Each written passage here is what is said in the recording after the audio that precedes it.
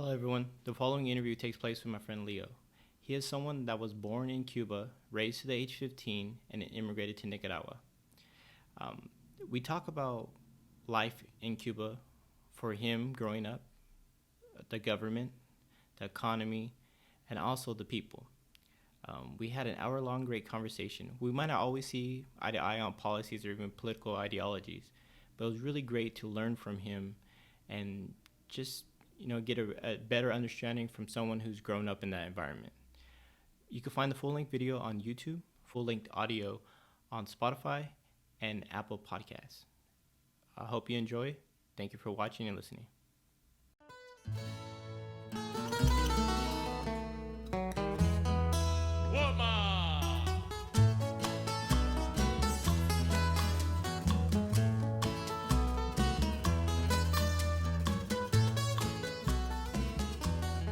How you doing, my man? Good, man. So what is this song called? Guantanamera.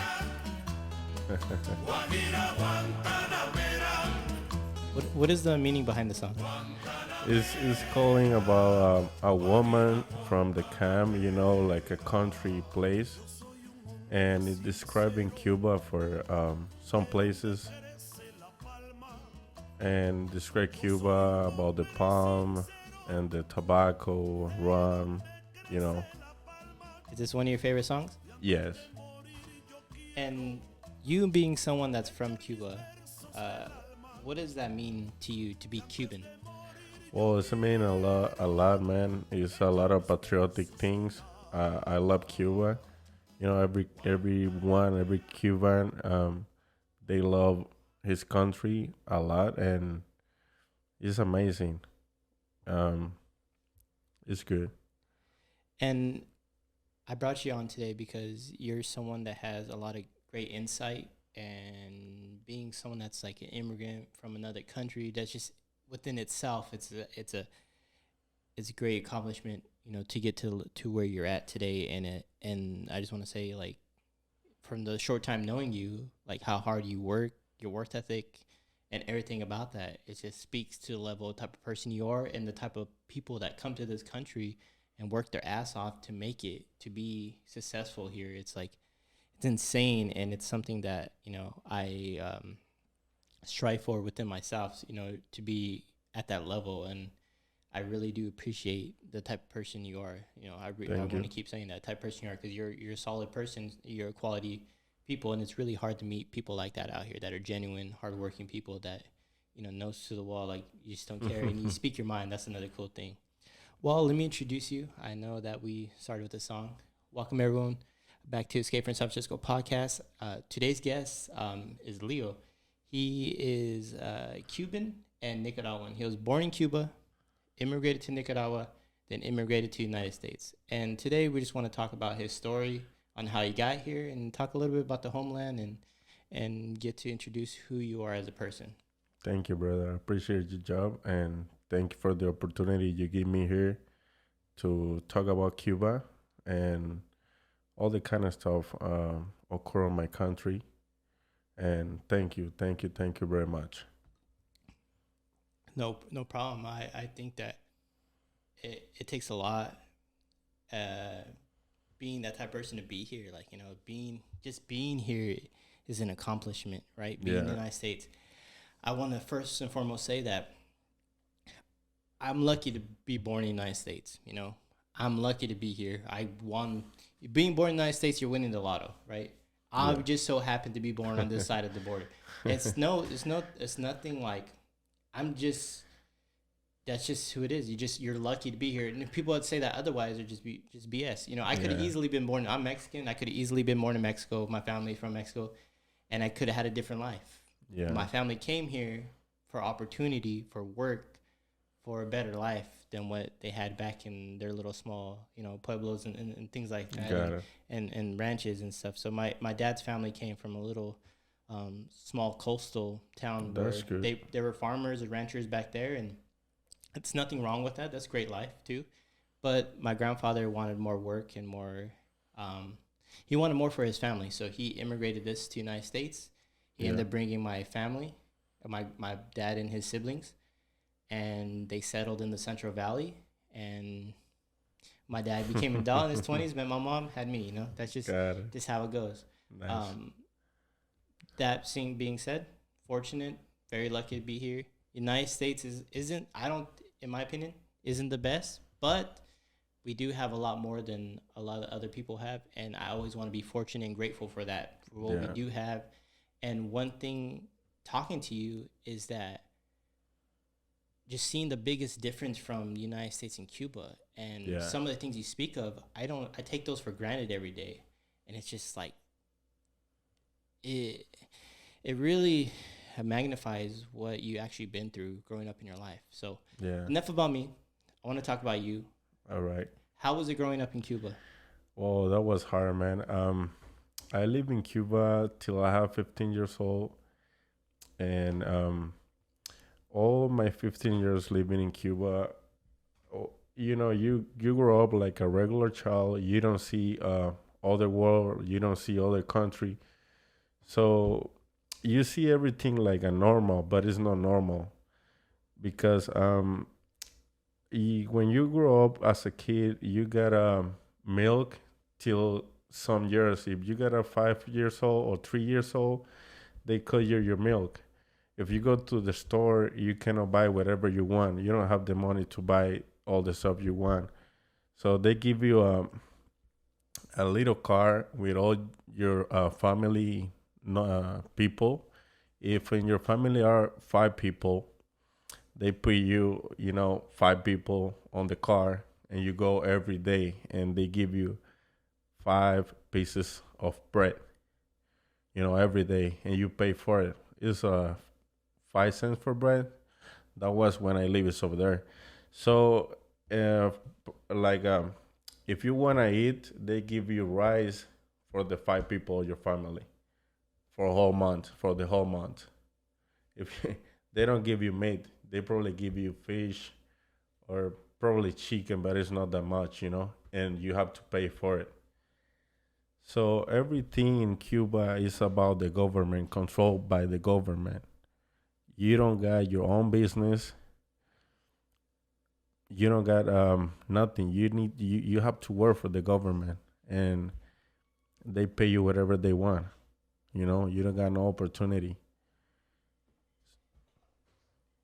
And the opportunity is that what led you to come here to the United States? Yes, my dad is living in Nicaragua, so I went to Nicaragua when I have 15 years old. So that's why I left Cuba. But the people don't have family outside the country. They probably still there, and they open the Cuban visa for other countries like Ecuador. If you're Cuban, you don't have family outside, you can go with the visa on Ecuador, and then most Cuban get the opportunity to go to Ecuador just to emigrate outside from Cuba. They don't want to live on the regiment, you know. Yeah, I understand that. How were you able to go from Cuba at 15 years old to Nicaragua? Because my dad is Nicaraguan, and he's Nicaraguan, so and he fly to Cuba, so I got the facility to travel to Nicaragua. That's my opportunity to leave the country. At 15, did you want to leave the country, or is it something that No, you had no choice? no, it's something that I want. I don't want to leave the country because when you grow up on a system like this, you love your country. You love your country, and you die for your country. But when you see something outside different, and you see they lying all these years, they lying to you about the revolution, about the government thing that never occurred. That kind of lie. So you believe in your country. So you want to die for your country. But when you see the reality outside, and they lying about the blockade, about the no international team go to Cuba because USA, but all that thing is a big lie. But doesn't the United States have an embargo? Don't we like N- have an embargo act against them? yes, they got an embargo, but in Cuba government they speak about you can know they say in Cuba government you can no negotiate with other countries because that's a big lie. You can Cuba still negotiate with the whole world except USA. That's it. That's the embargo. And I bring this up because I don't know. I'm gonna be honest. I don't know anything about Cuban history from a little bit that I read and the videos I've seen. I don't really know much about the Cuban Revolution or anything like that. I do kind of know a little bit like how Cuba used to be, and then the Castro Yeah, regime took over, and even before then, that administration was corrupt too. And it's like yeah, was correct. there's a lot of corruption, especially in the Latin countries. There's a lot of corruption that goes on in the governments and stuff like that. Even our own government here, we have like corruption and stuff like that. So that's it's nothing that is it's something that is not new to a lot of people, but it's something that it brings the people down. And I'm not gonna sit here and say that like I know all the history because I don't know, and that's why I want to learn more from what you got to say. And it's like Yeah, I get it.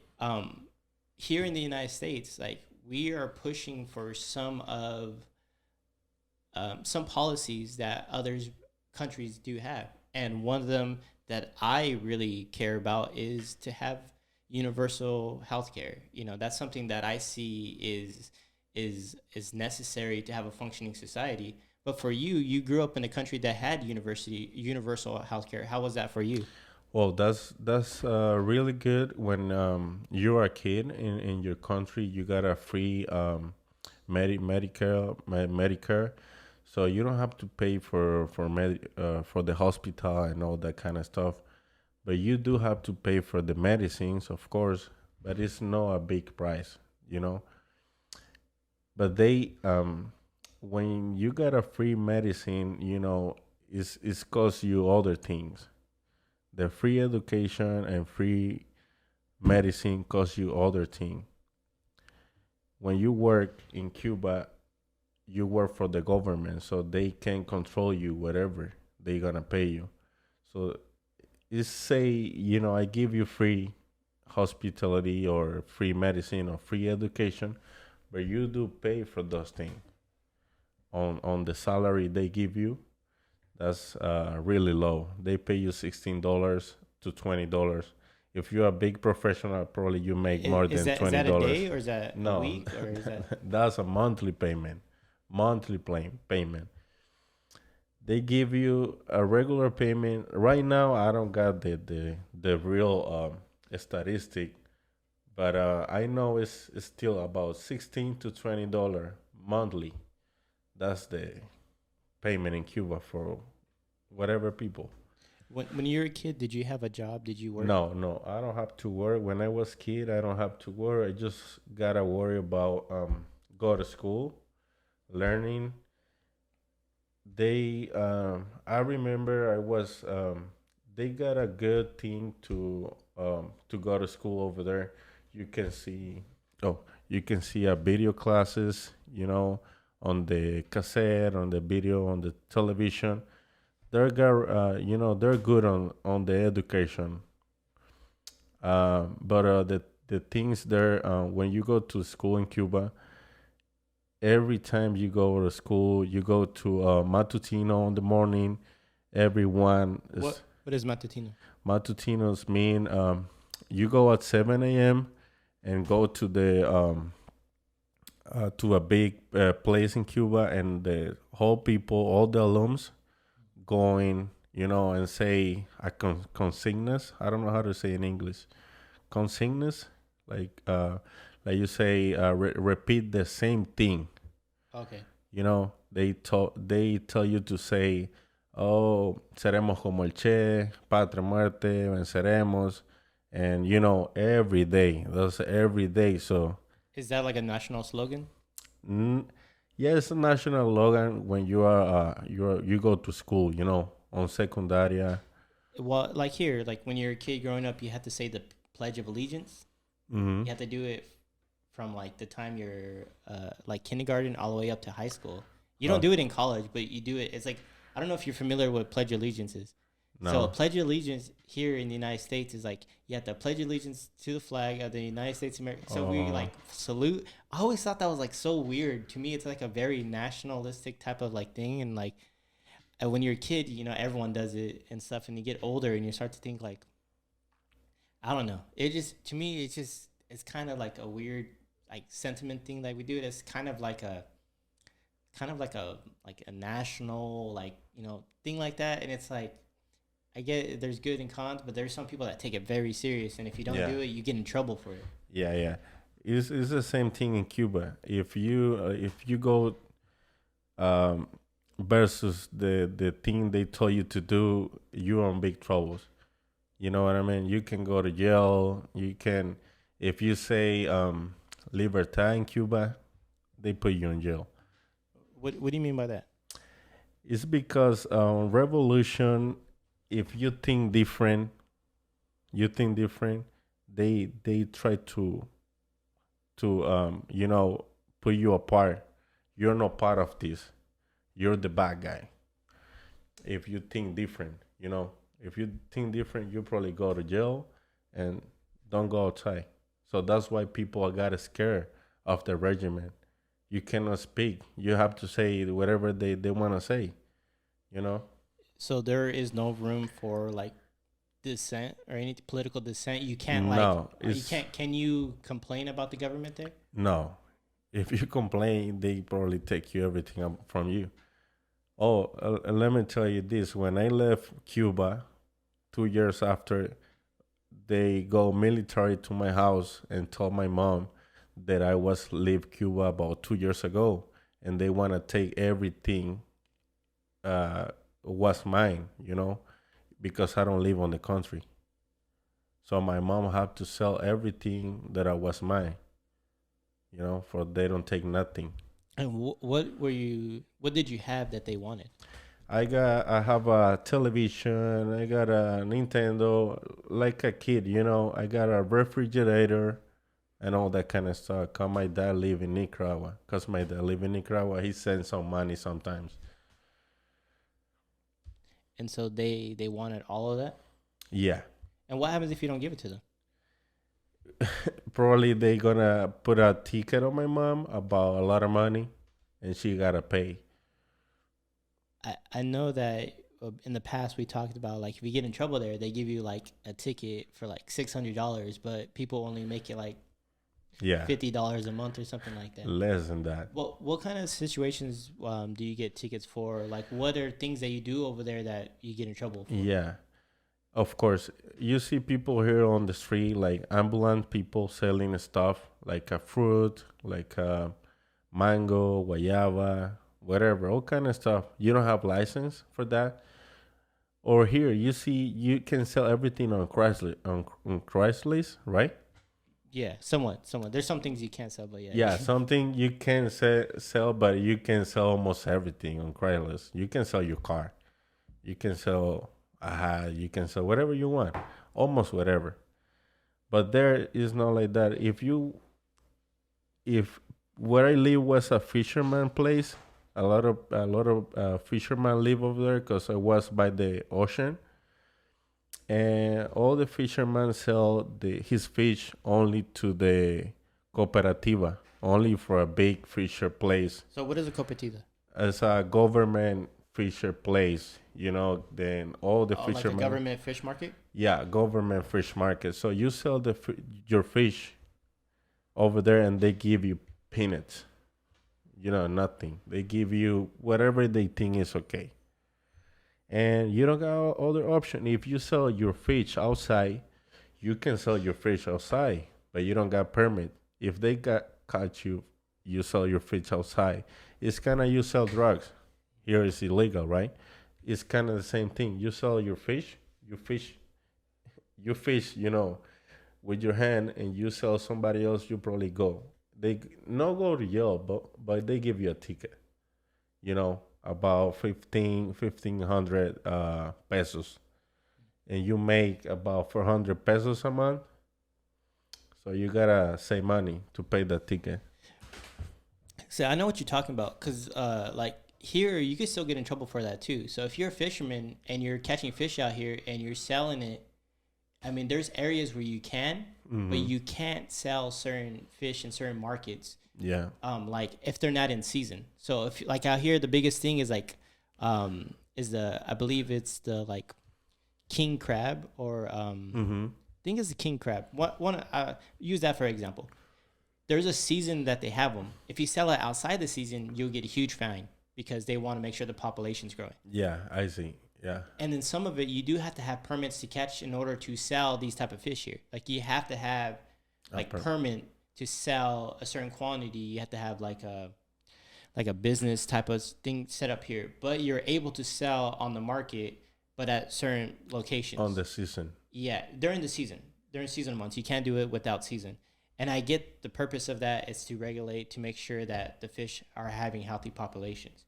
Yeah. But what you were telling me before was that if the government doesn't get a cut of theirs, that's why they come after you. Is that fair to say? Like they The go. government needs they need their money, they need their cut of it. If they don't get their cut of it, then like you can't go make money for yourself. Yeah, that's right. You cannot go make money for yourself. Either if you got a market, I mean, they got a government market. If you want to sell like watermelon, lemon, you need to get a permit, and they don't give you permit all the time. And if they give you permit, you gotta pay 50% you make. So if you got a land and your land got a platanos, bananas, watermelon, and you want to sell your own product, you need to pay 50% of what you make. So it's not good. And you see the hotels in Cuba, it's not like other people from other countries. Can you move Oh, the mic? You can oh move yeah. the mic that way. Other people from other country don't have hotel in Cuba. No international hotel in Cuba. All the hotel in Cuba, they're from military people. You know, the elite class from military Cuba. They own the hotels in Cuba and restaurant and all that type of stuff. Cause they don't. If you're international, you don't gonna make no money in Cuba. They don't want you to make money. You know what I mean? No empresa privada, no Private businesses yeah, no private businesses. for Cuba is so there is different classes. There is like an elite class there. Yeah, the military class. If you're still on the military and well, the older people from 1959, the one who got the revolution and all that stuff, and still on the government, they distribute. How you say that? Distribute. Yeah, distribute all the place, all the hotels. They building new hotels, new places to back to tourists. But that was the only Cuban, no international people. Is that good or is that bad? Well, is that is bad because they talking about liberty, right? In Cuba, you can be freedom. That's all about revolution. Lie again. Uh, but the people in Cuba is dying. They don't have food. They don't have money to pay. If you want to buy something like a television, fridge, whatever you want to buy, you buy it a price like a regular price, 300, 300, $400, $500, $1,000, and you make $20 a month. How do you do that? How do you do to live with $20 a month? You know, you got child, you got kids. I mean, it's impossible. How how are the people of Cuba though? How are the people there? Are they doing good? You said people are in a lot of poverty. You said people are don't have a lot of food. Yeah. Is that like a common thing with Yeah, many people? it's a common thing in Cuba, and the government take care of everything. You know, they put food on the store from the government, but you gotta pay. But how I tell you, they give you a car. with 5 people in your house, and they give you 5 pound or 5 pound of this or 5 pound of beans, rice, and that's all your month, and you have to pay for that. That's all your month. How do you do with $20? You can go buy something, but you buy fish, or it's about 200 pesos, a 2 3 pound of fish, and you got a whole month. So there's no way to sustain that at all. It's not. It's no way you sustain that because people believe on the revolution, and in Cuba is if your country is dying, you wanna die for your country, right? This one is the same thing. If this USA dying, I will die for this country because I love it. It's the same thing in Cuba, but people is dying and they know they're dying now. They know that they don't gonna be different. 100 years more is gonna be the same thing or worse. But they know now because the internet they see everything outside. They see the USA, on the phone. They see other countries, Italy. They see everything. Well, one thing I noticed about Cuba is like the cars out there, like their old school Oh cars, the yeah, Chevys, like the old the school. classic. It looks beautiful. Yeah, Is they're not able to get new cars imported? Is it because of the embargo, or is is it? no, no. The embargo is just a big lie from Cuba government, because Cuba got the whole world to make deals. You can negotiate with the whole world. Only USA, they don't negotiate with the USA. That's it. But the USA don't send you military people to block the country. That's a big lie. They excuse every time, because Cuba export to Spain, Portugal, China. Cuba got a relation with all these countries. A big countries, and they make money. They make a lot of money. Oh, they make money with the doctors. You don't know that? That's one thing I wanted to ask. Is like, I know that since Cuba has a really good like healthcare system because they have some of the best doctors in the world. Like Cuban doctors are notorious for being some of the best doctors in the world. Hmm. And you said that Cuba makes money off the doctors. In what way do you mean? Yeah, Cuba make money on doctors when they go to outside the country, probably Latin America, Venezuela, or maybe Europe, Italy, Venezuela, Bolivia, all those countries.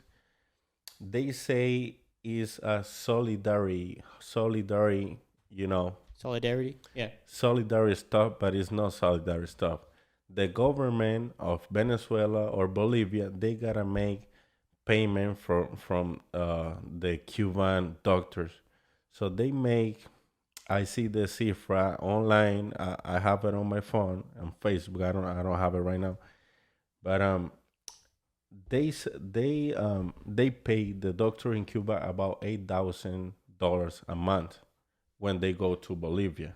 8,000, right? They give you to the doctor the 30%. The other 70%, the Cuban government take all the money, and they live with the 30% in Bolivia, the Cuban doctors. So it's a lot of money. You know what I mean? If you take, They take a lot. Yeah. it's Yeah. Are about there are there doctors paid well enough? in Cuba. No, they pay you about $30, $30 to $35 if you're a doctor. Yeah, they give you the visa. It's a Cuban dollar, and they give you pesos. That's the difference. When you're a professional, they give you half in dollar, Cuban dollar. They give you half in pesos, pesos cubanos. Y divisa es chavito, CUC. So for you growing up, when you got out and you moved to Nicaragua, what was the big change for you? Yeah, you see everything different. You see the people. You see the food. You able to eat meat. Meat, red meat. because in Cuba you can only eat pork, fish, and chicken, white meat. Is really hard to get a red meat in Cuba. So you see the car, the people, the technology in Cuba on that time, on 2007, it was not technology at all. You got a computer, but people don't have a computer on the house, but people got a computer on the classes and all that, but no internet, no internet.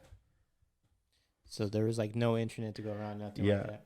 I think the internet in Cuba go till 2018 was popular in Cuba. The government go free pass to the internet till 2018, something like that. I may be wrong, 2017 or 2019. Does the government restrict what type of access people have to the internet? Before yes, but now no. That's why people explode on July 11. That's why they call liberty in Cuba because they see the world. If you got a free internet in Cuba, it's like you wake up a monster. You know, it's a monster waking up. It's like this is the reality, and you told me this. How did you feel when you saw those protests happening in July 11th? I feel really good because people see the reality now, and they can fight back with with contundent stuff. I mean, they know everything now. They know everything, and the other people, revolutionary people, they got scared. They just scared. Well, I saw a lot of like really bad takes on that. I saw people saying like the U.S. government, they need to send the military in. They need to do this and that. I'm like, no, because that's invading another country. Yeah, If Cuba wants to make change, you gotta allow the people to make that change. And if they want change, I'm all for whatever the people they want because it's not yeah, my country and they have the right to live how they want to live. I don't like the involvement of like getting U.S. involved in other countries. Whereas, what are we doing to go to throw democracy? It hasn't worked when we tried it in other countries. We saw what happened in Afghanistan when we tried to yeah. establish a democracy and it fell right away. And it was over. We spent so much money A lot of and a money. lot of people died over nothing. And the thing with Cuba is I'm not, like I said, I don't know a lot too much about it to making like these big broad points. But what I would say is if the people want to change, you have to allow Cuba to make the people make the change themselves. What I did see that I didn't like was when, whether you agree or disagree with the protesters on the 11th, I didn't like to see how police officers were how they were like taking in some protesters, how they were fighting back with them, beating them up and stuff like that. Because that to me shows that there is not allowance for dissent, or there's not allow freedom of people's of speech and things like that. Because it can get, you know, a little like free speech is great that we have in this country, but at some point there is a point where people do cross. But at the same time, if people have free speech, we can't be just in jailing everyone because they make their point or they have a point to get across. Got it. Yeah. About that in Cuba, if you protest in Cuba, like that's a big one. Probably they gonna get everyone. They gonna put it on jail because they don't want that. You know, if I live 60 years doing this, I don't want you crying. I gonna take you out. You know what I mean? I don't need this. That's how the country work. People in Cuba don't got no guns, nothing. You know, you can protest with what with a stick or something like that, and they gonna shoot you on the face with a gun. So you know you're gonna die. So it's gonna be a lot of people dying because they don't got no army, nothing. You know, it's like you fighting with your hands, and the other people got all the guns. Very interesting on what people will fight and fight. You know, will fight and will not fight for.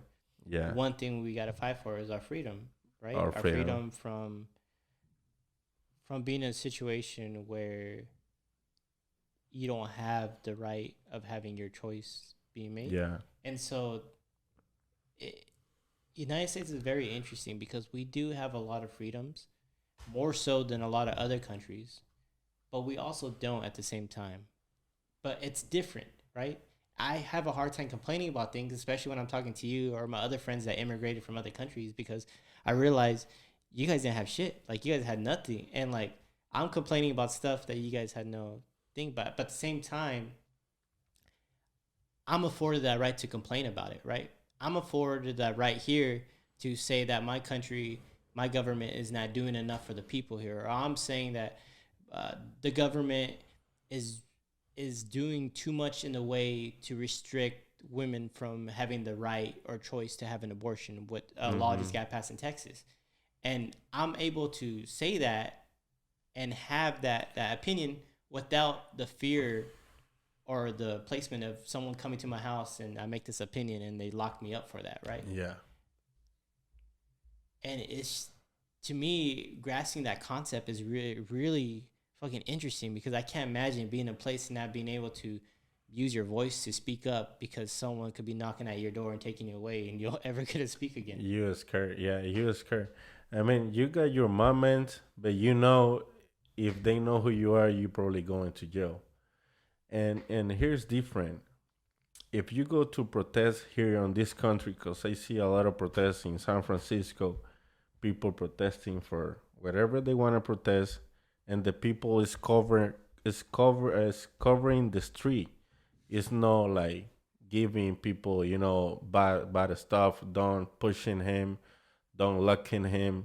Just closing the street to they get a good. I mean, they can walk protesting and without no problem. Some Some majority of times there is Yeah, times in this country where people do some kind protest, of protest. and Yeah, you see the cops where they use excessive force, yeah, and they do beat up yeah. Some protesters. kind of protest. Some protesters get arrested for it. So like I said, our country, United States country, I consider you American now that you've been here for a while. Our country does have faults. Like, we do Yeah, have to correct yeah, things. of It's course. We're not perfect, and we do have to stand up for that. That being said, I realize now that I'm grateful for a lot of opportunity that a lot of other people don't have. And it's finding that place and the opportunity to be here. I did want to talk a little bit more when you got to Nicaragua. How was that culture shock for you? Because you said you got to eat more food, you got to have more red meat. Yeah, You got to think. So what was it like living in Nicaragua? I I understand they're not a rich country either. yeah, and And it's so not they rich. have their issues too. Yeah. The people in Nicaragua are really nice. One of the most happy people. They joke about everything, about you, whatever. But it's funny. It's good. Um, this were when I gained weight because I was super skinny. I was about 100 pound, and I got 15 years old. I was super skinny in Cuba, so I gained weight in Nicaragua. You can get the food whatever you want if you got money, of course. And then in Nicaragua, it's better technology. You can use the computer, you can use the internet, you can use all time the information you want. It wasn't restricted on that time. It wasn't restricting, and it was good. It's a new place, but I want to go back to Cuba on the first 2 weeks. On the first month, I want to go back to Cuba because the news in Nicaragua was kind of amarillista, like people uh, got a gang on the street, and people get killed and people something like that. I was scared, but you need to grow up with that because it's a new place. You don't know how to work new places, and Nicaragua is a beautiful place. They got a lot of food. Gastronomy is good. People are amazing. They go to school. They're like very friendly people. So now in Nicaragua is happening the same thing in Cuba right now because Daniel Ortega is working for the izquierda. So it's gonna be the same thing in Cuba now. They got a protest on 2018 in April, and they kill people on the protest. In Nicaragua. Yes, because he got the power about 12 or 14 years back, and he don't want to left the president. He don't want to left. So now they working like I see the system is going torn like a Cuba system.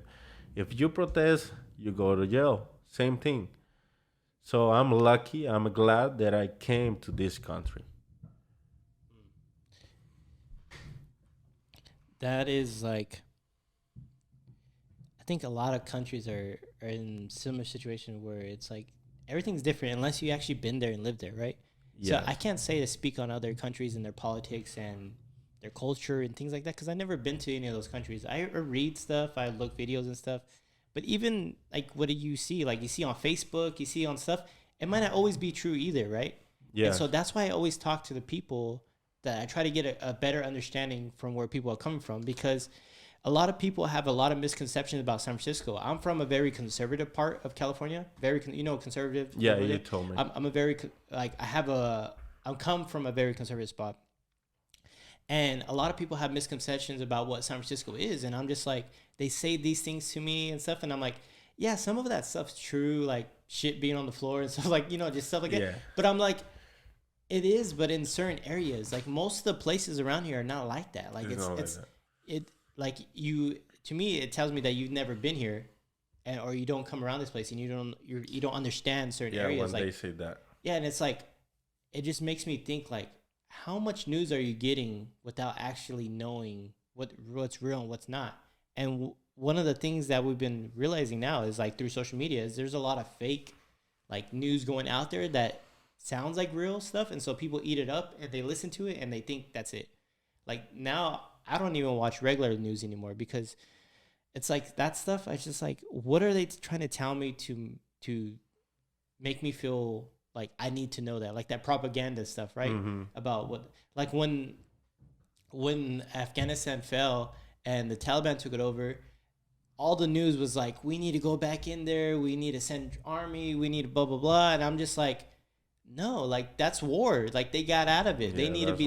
why. They need to be done with that. That's the consequence of 20 years of a bad decision we made to go into that place, and for what?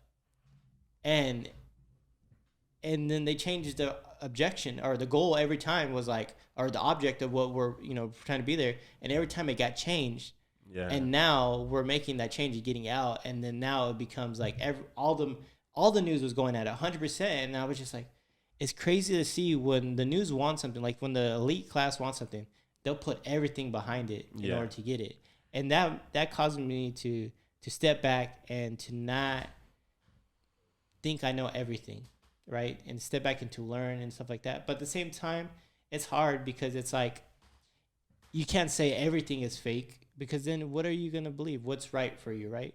Like what is real and what is not, and then you start to question like every little thing, and then it becomes a game of like, do you know more than what other people know? Like especially with COVID and everything, do you know more than doctors? Do you know more than like the epidemiologists? Do you know more than all that? No. And it's like, yeah, I'm not gonna listen to you because you read something on Facebook that your some uncle posted or something. Yeah. But at the same time, I want to talk to people like you that are from Cuba, that are from Nicaragua, and listen to your firsthand accounts of what's really like living and growing up there, and the difference from there to here. And that story is like needs to be told more Yeah. from real people like you. It's a lot of difference. The people can speak about the countries if you see on the news, but they don't know when they don't live there. They don't know nothing. People speak when I was living in Nicaragua. Nicaraguan people told me about Cuba, and speak really bad of Cuba, and I get mad because they don't know everything. They don't know everything.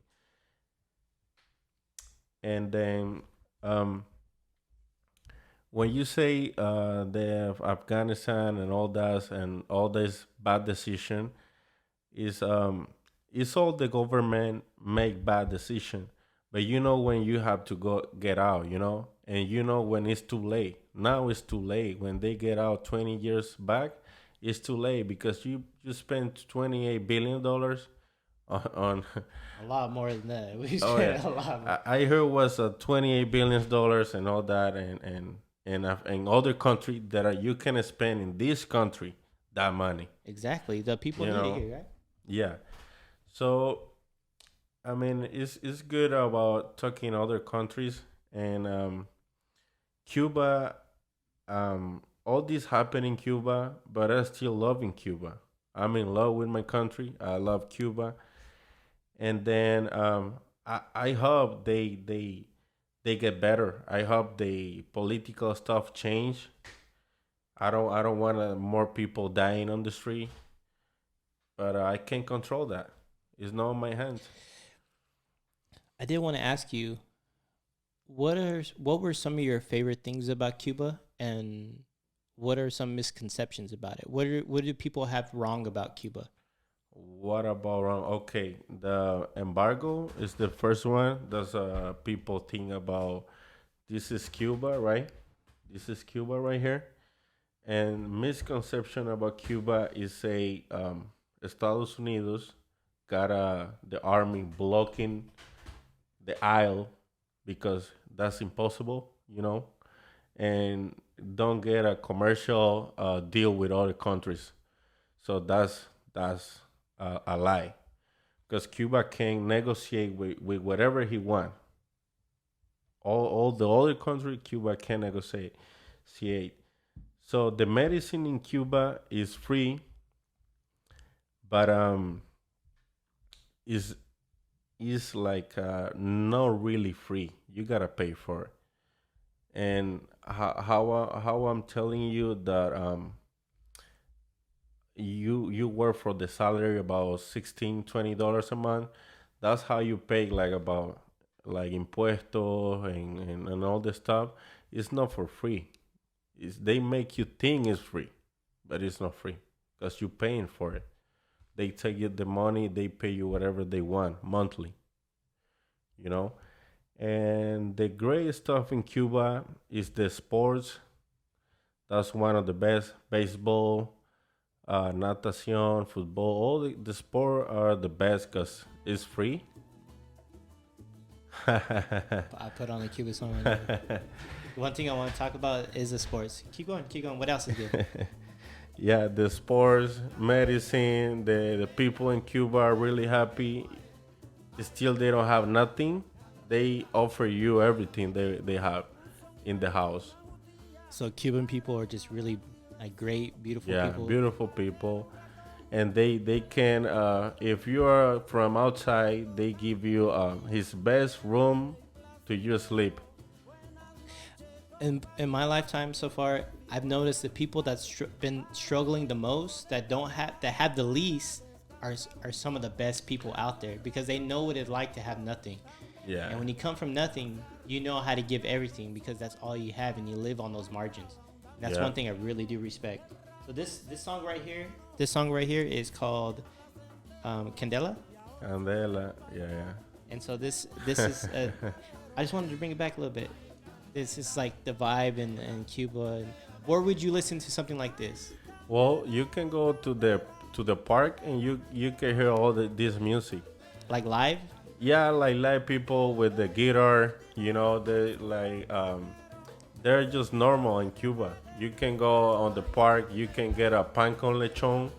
It's a bread with pork meat on the oven. It's really good, and people all the time is like enjoying the day.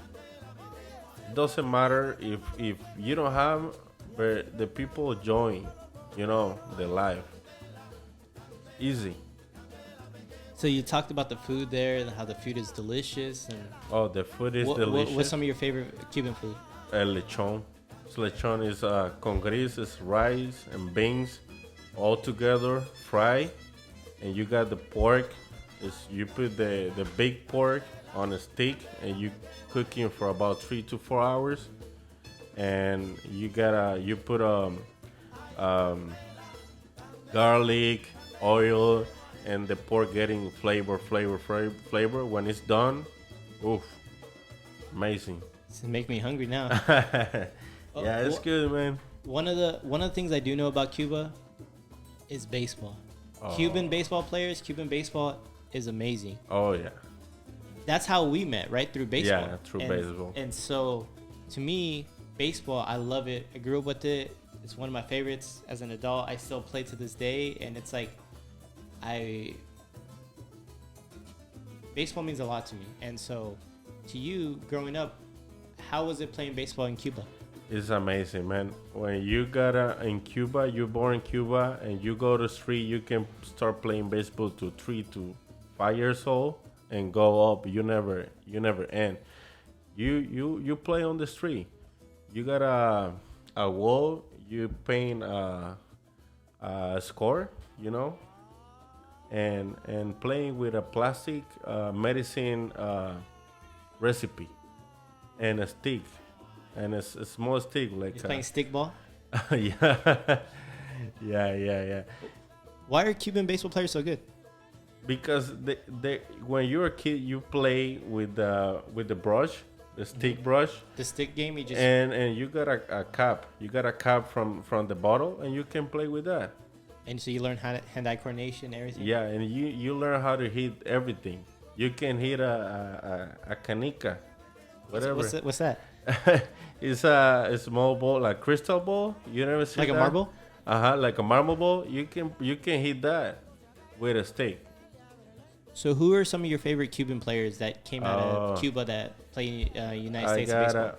Julieski Uriel is the one of my favorite, but in Cuba, he plays for the Houston Astros right now. Yeah, and then in Cuba, before all these people from Cuba came here, like Chapman, the guy from New York is about 100 miles an hour. Aroldis Chapman? Aroldis Chapman, he got a strong arm. So before this guy was other guys from a long time ago when I was a kid, of course. Pacheco, Kindelang, Pierre. Who was the catcher that played for the World Baseball? Oh, Pestano. He was my favorite player. Oh, was one of the best ones. Oh, Céspedes también. What does he play? What position? He played, I think he played first base on 2006, on the Mundial of 2006. And he hit the ball on the both sides, left and right. So who are some? So those players growing up, did you see Ulis? Julieski? No, I never got the opportunity to meet Julieski in person, but I got the opportunity to meet one of the famous pitchers in Cuba. His last name was Vera. I don't remember the name because I was a kid. And I met Antonio Pacheco y Kindelang on person when I was a kid.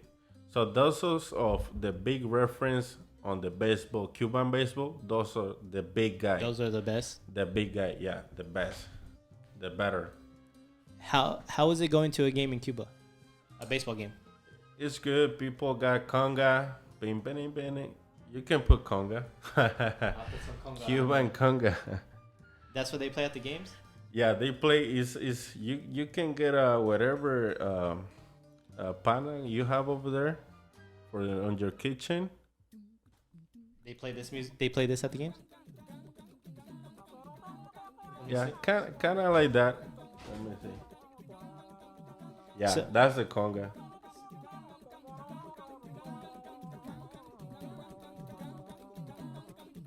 They play this at the games?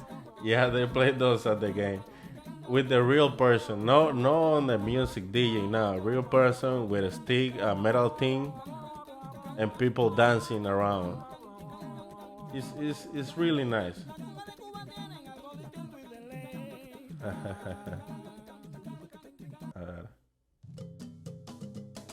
This is it right here. Yeah, it's a Cuban music. There's some. But the conga is more with the metal thing doing noise. It's a metal thing doing noise? Yeah. How do you love the Cuban music? How do you love? It's good, man. It's everything natural. You just need a guitar, and that's it. Just need a guitar and you play the guitar and that's it. And people dancing around. You don't need too many stuff to do good stuff in Cuba. Is this conga?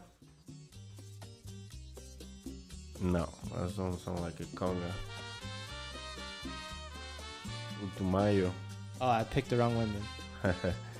Let me see. Yeah, put something on. I do like this anyways though. It sounds conga sounds like more like a carnival. You know carnival? Yeah. It sounds more like happy, more strong, more faster than relax. It's not for relax. It's for a lot of noise. This is conga right here? This is conga. It's conga and singing.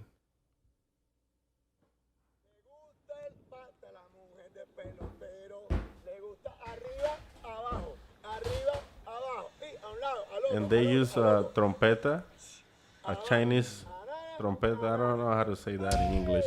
Trumpet? Yeah, trumpet. Chinese trumpet. You see? You hear?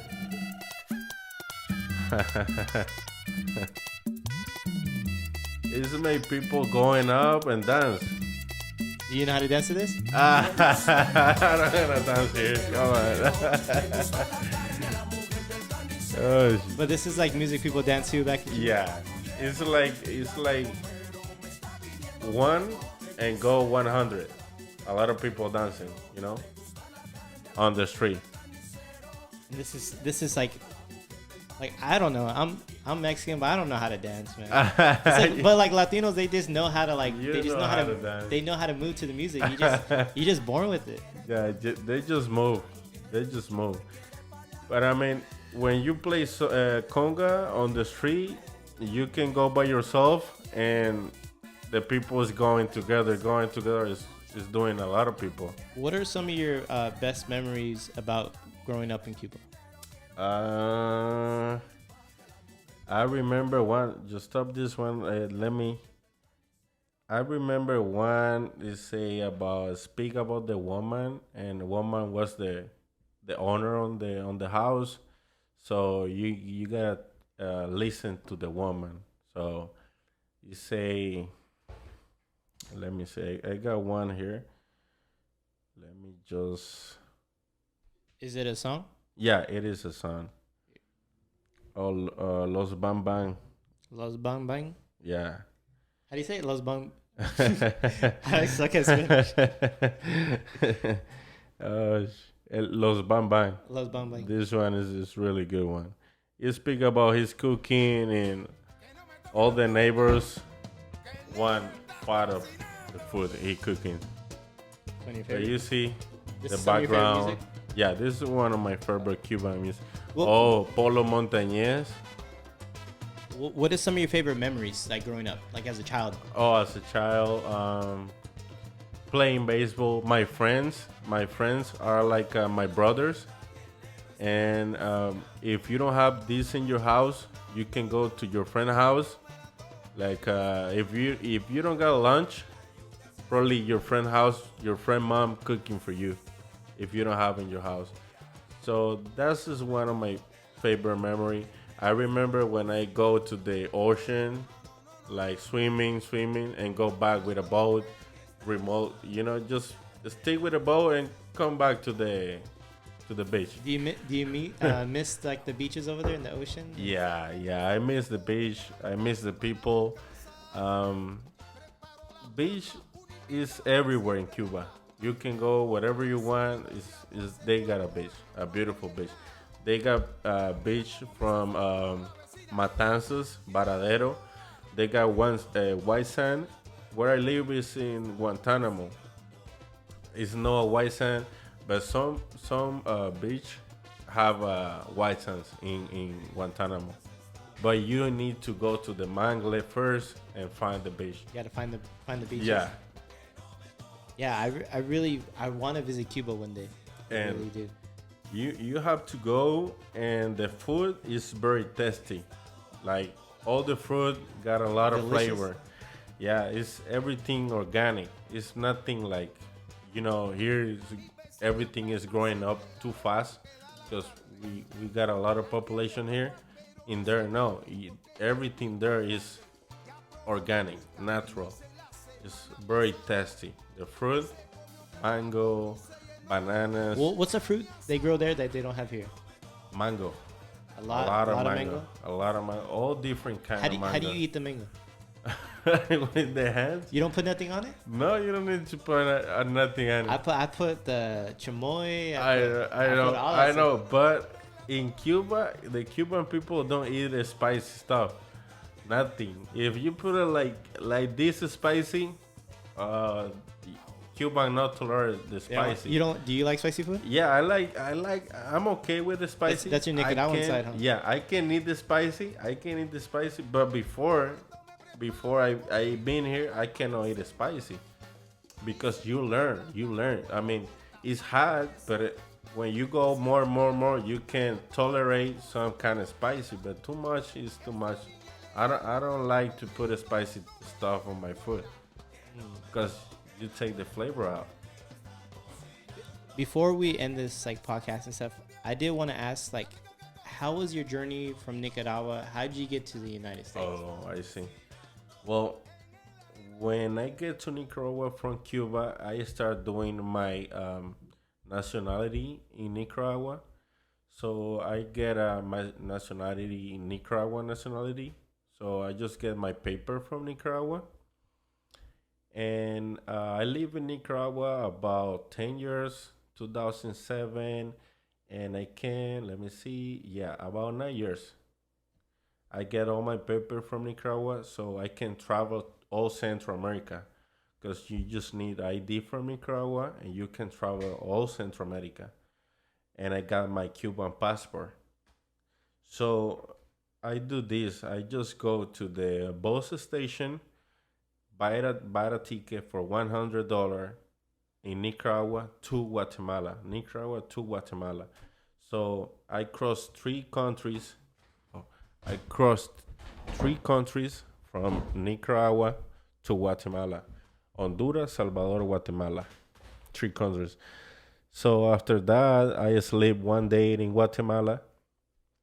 And then next morning, I just get a bus on Guatemala to Teconuman. Teconuman is a frontier, like border to Mexico. So I just go to the border and they cross me on the river with a balsa. With a balsa? What the bus? Autobus? No, balsa. How do you say balsa? It's a boat or? It's kind of boat, but they use tires.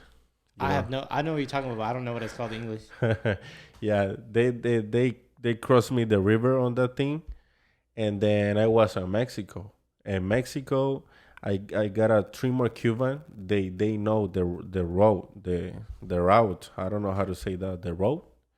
The route, yeah. Route. They know how to go to. Yeah, you're saying it good. To travel in Mexico, so I get a bus over there, and the police, frontier police, they pull over me, and they take all the papers and all that. So they take us to the border again, and we gotta do a process. In 2016, Mexico and Cuba got a friendly relationship. If you go to Mexico, you can travel in Mexico for 10 days if you are Cuban. So they put you over there and they do a background check from you because they need to know who you are, where you live in Cuba, all those stuff. So they put me there about 5 hours, I believe, something like that, and they give me a paper. But it was a lot of corruption. They wanted money too. So I said, I don't have money. Yeah. And so then they give me the paper so I can travel in Mexico for 10 days. How much money did you take with you when you went to Mexico? I got a $1,150. So $1,150 I have. So when I go to Mexico, I probably have about $800. and then I buy the ticket. It was costing me about 300 or something like that. I don't remember. So in Tapachula, I get the airplane from Laredo, Estados Unidos. Laredo or Nuevo Laredo. I don't remember that. It's on Monterrey. It's a border, Mexico, Texas. So Laredo, Nuevo Laredo. I don't know. I don't remember what part is Yeah. Mexico or USA. So when I get to border, I just walk on the bridge. This is the United States border? Yeah, United States border, and I show my passport and say asilo político. So when I say asilo político and they get my passport, It's a political asylum? yeah. So when they get my passport, they just take me to a room and stay over there and give they take all my papers, from Cuba, and they working on it, and you gotta fill a lot of documents, and they I think they need to know who you are. They check your background. So I was there 3 days, like almost in. It's kind of jail, but they don't put me nothing. They don't put me handcuffed, nothing like that. They just take me there. And when they asked me how much I have, I remember I got $183.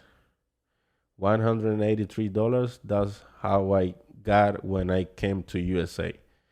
And I got over there on Friday, and they take me out on Sunday, and they give me my passport with a paper saying welcome to United States, and this is valid for 2 years till you get your papers. Welcome to United States. Bye. Yeah. That's the journey to get here. What were your first feeling when you stepped on the United States soil? I was feeling like normal, like I don't know, I don't believe this. When you go to the place, a big city, you are in another country. But when everything you see is kind of desert, you don't know where you are. You're just like, I don't think this is USA. It's still, you're still thinking this is no USA.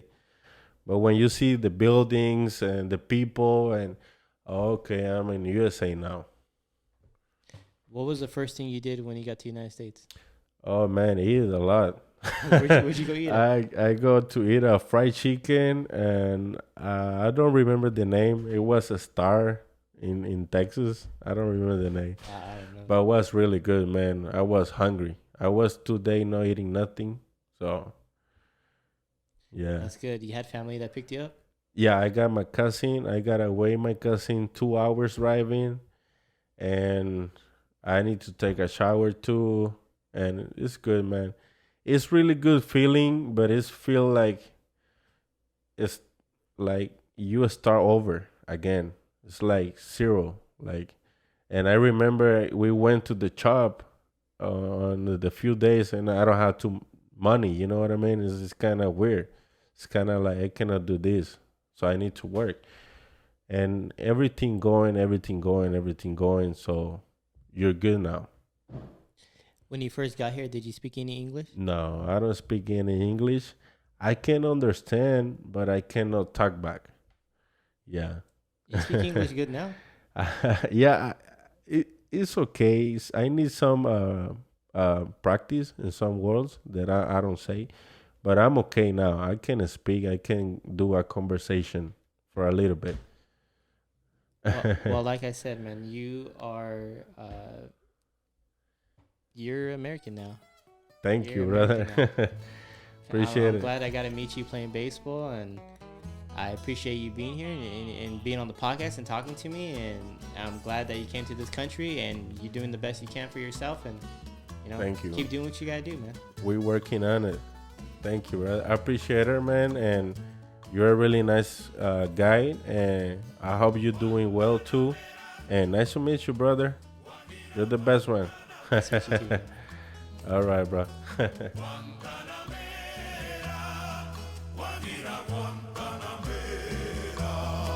Yo soy un hombre sincero, de donde crece la palma.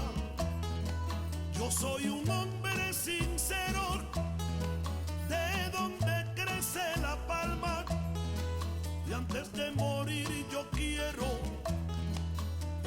mis versos del alma.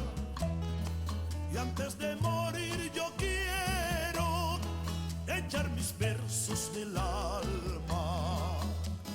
Guantanamera, Guajira, Guajira.